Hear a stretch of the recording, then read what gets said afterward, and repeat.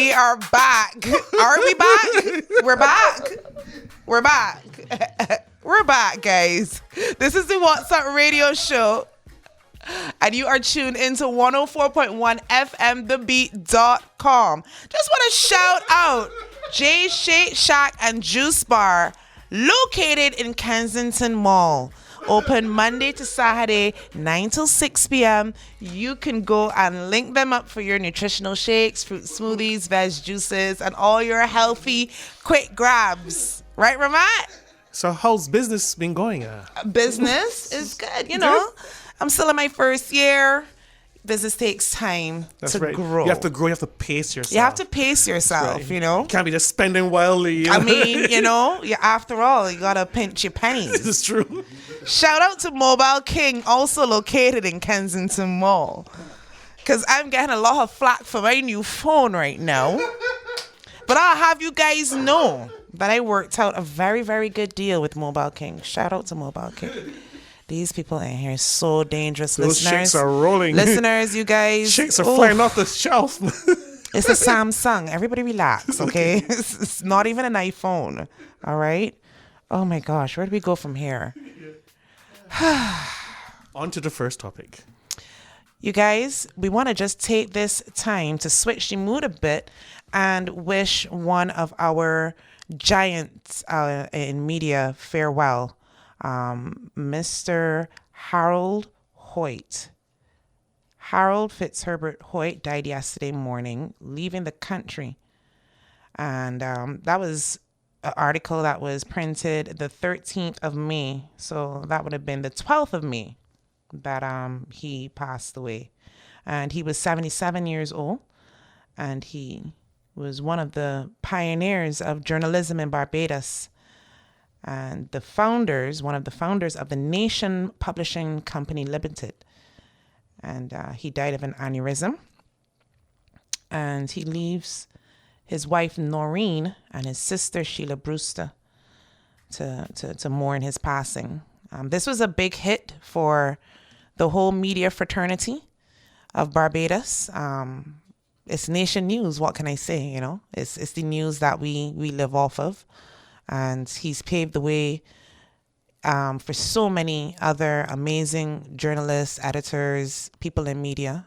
You saw all of the testimonies rolling out after his passing of, you know, how certain people got their start with him, how people trained under him and were his apprentice, and how he's always left so much of his information and his knowledge with people. And I'm sure that's how he will live on as well too, you know. Rest in peace, Mr. Harold Hotye. And we wish all of his friends and family and relatives, you know, peace at this time in their mourning. Stokely, have you had any encounters with Mr. Hoyte, being in journalism yourself and in media? I've met him a couple of times.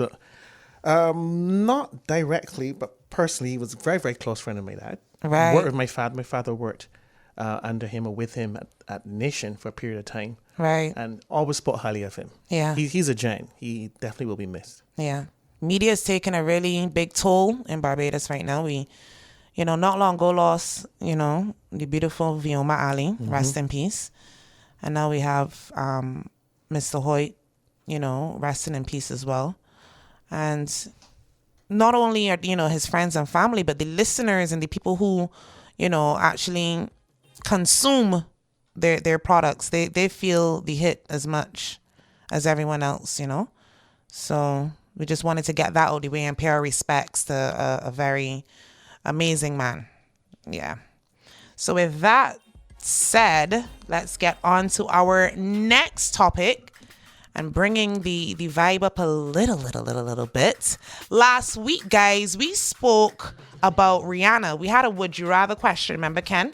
Yes. That actually picked up a lot of traction. A lot. Like the reception for it was crazy. Yeah, I wasn't expecting our reception at all. Shout out to all the people who placed their comments underneath it. We love the interaction from you guys. So remember, check out our IG page. That is What's Up Radio 246. Am I right, Ken? Yeah. And you can follow our page as well. That's where we throw all of the audio of certain segments up, and we threw the audio of the Would You Rather question up, and we got a lot of traction. A lot of you guys just want the music.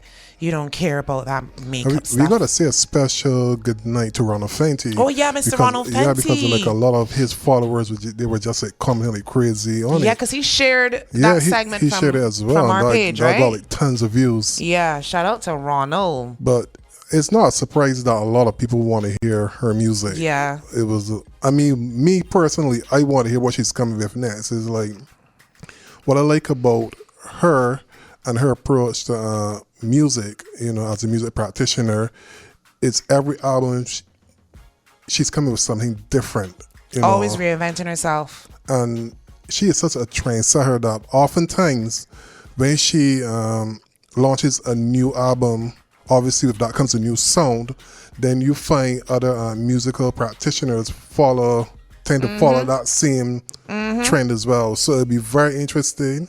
Rihanna, if you're hearing, Rihanna, name each other yourself. You know, we love you and we want to hear what you're coming with. Rihanna can do no wrong on this platform, to be quite honest. And with that being said, she threw all of us for a loop. You're not going to be getting any makeup. You're not going to be getting any music anytime soon, I should say. But in a couple weeks, what you will be getting is some high-end fashion. Yeah, like that is crazy. Like, isn't that crazy? Yes, because she's actually going to be the first. Yeah, let me get into it. Because I got it right here. According to Nation News, Rihanna joins with LVMH for a fashion brand. And it's going to be called Fenty. All right. So Louis Vuitton, the world's largest luxury group, that is Moet Hennessy Louis Vuitton, officially confirmed not only that Rihanna's fashion line was becoming part of its gilded stable, but also that the first products from the new company will be unveiled in a few weeks. Rihanna will become the first woman to create an original brand at LVMH, the first woman of color at the top of an LVMH maison, and her line will be the first new house created by the group since Christian Lacroix in 1987. It joins such storied heritage brands as Dior, Givenchy, Celine, and Fendi, and positions Rihanna as a breakthrough designer on a number of levels. The brand will be based in Paris and includes ready-to-wear shoes and accessories, and is centered on Rihanna, developed by her, and takes shape with her vision, according to the statement from LVMH. Designing a line like this with LVMH is an incredibly special moment for us, Rihanna 31 said in the statement. Mr. Bernard Arnault has given me a unique opportunity to develop a fashion house in the luxury sector with no artistic limits. I couldn't imagine a better partner, both creatively and business-wise, and I'm ready for the world to see what we have built together. That is a really, really, really big deal. Okay, so the group's resources are notably large. LVMH reported first quarter revenues in April of 12.5 billion euros. That's an increase of 16%. And the emphasis on multicultural in a time when many luxury brands are suffering from charges of cultural insensitivity and discrimination is significant. So it seems like Rihanna stands to make a lot of money. There was also an article. I know that one of my listeners can bring me up to scratch because y'all usually do. Thank you so much. But it was showing Ken the culmination of money that she made with the makeup. Right. And we're also forgetting that she has a lingerie line. We didn't even touch on that. That she made a lot of money. Does? Savage. Oh, yeah. Yeah, you guys can't remember the Savage line? I guess I'm you really guys, not a Rihanna fan. Listeners, I am in a studio with a bunch of guys. I miss Simona right now. Like right now at this very moment, I miss Simona. Simona! Can you just call in the show and still be like a co-host like via Skype or something? Because these guys have no idea what I'm talking about. But yeah, she has the Savage line. Right. That's lingerie. Right. She has the makeup line. Right. Fenty Beauty. She has the partnership with Puma, where she's bringing out her Puma shoes. Right. She also has a bottled water brand as well too, That's coming out? No, It's out already? When she first started out in the entertainment industry, she actually partnered with a drink company. I think it's Vita Coco or something like that. Coconut water. That's a partnership there that she has as well. Right. Then she seems to be very tall in the acting world as well too. Acting as well, dabbling with that, because she just brought up Guava Island with Childish Gambino. We touched on that last week. You ever watched that movie? Go and check it out on Amazon. It is good. amazing, but that seems to be the only place that you can find it, Amazon. Listen, I'm going to marry Rihanna. Is Rihanna gonna marry you? Come on, the question. Look at all of this. How can she say no to you this? relax. Say it again. Say that again. Don't worry. Stokely. But I mean that is pretty. That is pretty awesome, because I think we just right there. She's actually the first, not only female and first exactly black female as well too. As well. So that was really groundbreaking right there. She just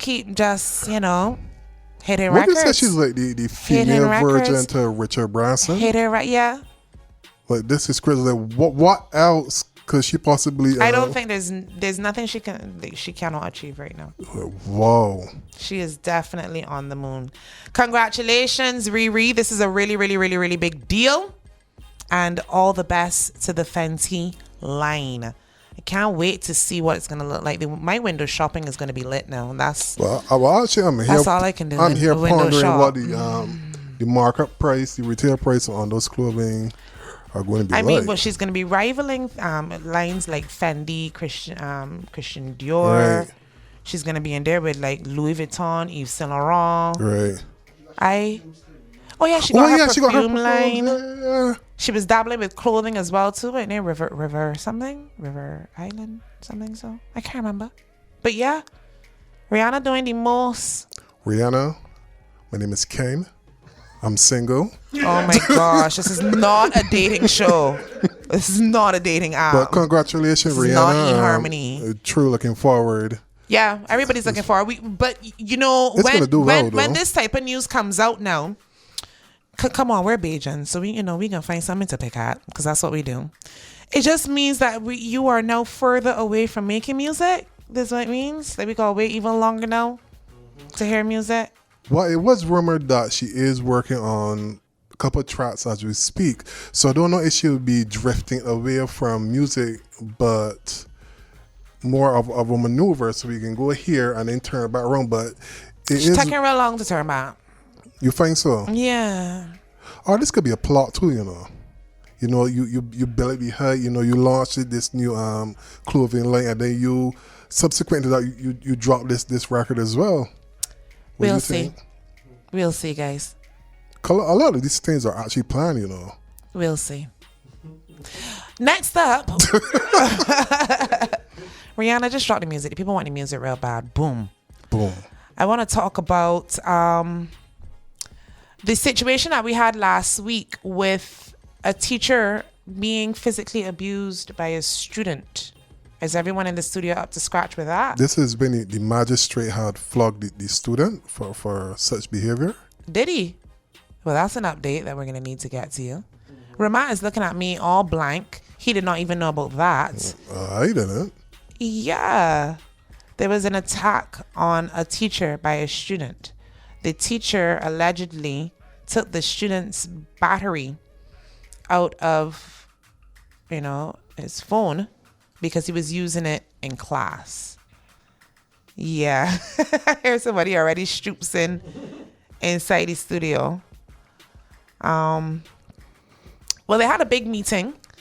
Santia Bradshaw, she called a meeting to discuss the attack on teachers. So the Barbados Secondary Teachers Union has called out all of its members to a mass meeting to discuss the serious issue of student on teacher violence. And the Ministry of Education will also be meeting with the Prime Minister, Mia Montley, and other stakeholders on Saturday to discuss the issue, as well as many more school-related matters. So it has gotten to a point where it needs to be discussed. So here we have someone who is labeled a child. I'm not certain how we're going to levy the punishment. Right. But what's the government's policy on corporal punishment? Is there a policy? Is there something they believe to say, well, okay, we are for it or they are against it? Has a statement been made to be aware of what the teachers should or shouldn't do? No. There hasn't been a... Therein lies probably there's. the confusion. I find that there's a gray area. If there is, I'm not 100% au fait with it. Can we exercise corporal punishment on the students, or is that out of our hands now? I think it's out of our hands now. I think so. You listeners, you can weigh in and let us know. But the you mere fact that cannot. I don't think you can flog. I don't think you can spank students anymore. But the mere fact that we're discussing this and we're not sure shows that there's a gray area and there shouldn't be a gray area. And discussions are something that needed to be had. That's so right. And students are saying this too. Because once they realize that nothing is being done to deal with this situation, then they tend to exploit and take advantage of the situation. Precisely, because the situation is not being checked. No. And then who's protecting the teachers? Yeah. Right. Who is protecting the teachers? But this conversation is so weird because just a couple of days ago, I think over the weekend, there was in the front of the Nation newspaper an article where a magistrate actually flogged a student. For actually attacking, bombarding a teacher. So what's going on with the students? Because you know what this discussion brings up is, why are the children behaving like this? I think that's where you start from, though. Yeah, that's what these discussions are going to bring up. What is the reason, the rudiment behind it? Yeah, for children to be coming into these onto these school premises so aggressive and brazen that you think that you could just go up to an authoritative figure and do this. There's more than one reason for it. There's not one reason. There's not only one reason, I should say, but culture influences play a big role in it. Home environment as well too. Yeah, so you may have a parent, an adult or guardian say, if the teacher hit you, he bad, or if the teacher shout at you, this and that and so forth. Really? It's also a situation where, okay, there was an altercation or issue going on with a student and a parent. And a parent decided, a student and a teacher, as a result of this, the child's parent or guardian comes out to school, getting on all that bad behavior and so forth. As a result of this, as Stoley was asking, who backs or protects the teacher, the student is saying that the teacher is no one is there to avail or help the teacher in this situation. Yeah. So as a result of other students seeing this now, so it emboldens them. Yeah. So their quote unquote confidence is heightened now. So confidence in the wrong thing. I don't think confidence is the word you would use. Confidence in yeah. Brazen would be the word. Brazen for sure. Yeah. Right. But it does. You don't. As a parent yourself, Nadia, you would say that it would start from the home, though, because if you're encouraging your child to retaliate and hit out at a teacher, they have to be seen or pick it up on something that will feel as though that's okay, even if it's not said. Yeah. So discipline, I think it definitely starts in the home, though. Definitely, and even if it's not something that they're seeing in the home, there's probably some type of negligence in the home still. Yeah. Where the parents are not aware of what their kids are actually seeing. It may not be displayed by the parents themselves within the home, but you got these gadgets in the children's face 24/7. What they're watching, what you they're don't know what they're watching. You got World Star. Who they're talking to online. Yeah, there's a tab on worldstar.com strictly for fights. Like if you want to go and see fights, you go on World Star. And when you got that type of content out there for children to lap up, you have to have like real stringent, like you got to be on it. You got to be on it to make sure. The home. There are also articles on the nationnews.com Facebook page talking about checking the students when they're coming in for weapons. But then you have to find out if there's a law that allows that to happen. Are you aware of that? Do we know if there is? Well, they're minors, so I think we can check them. I think this should be able to. I think it should. Yeah, they're minors. Something falls Open under your that. bag, little boy. Yeah. What do you mean I can't check your bag? Open your bag. So yeah, and that's just scary to think that no, we have to ask them to open their bags to look for possibly knives, guns, homemade shanks. You never know.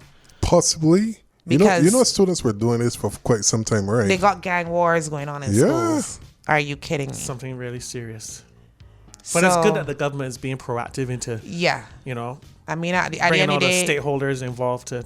that's all we can ask. All we right. can ask is that you put some attention on the situation, and let's see if we can get some solutions.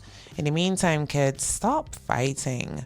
But we'll be right back, guys. You're listening to the What's Up Radio Show. I'm Nadia Phillips. I'm flanked with Ken Piles, Stokely, and we're going to be right back. Don't go nowhere.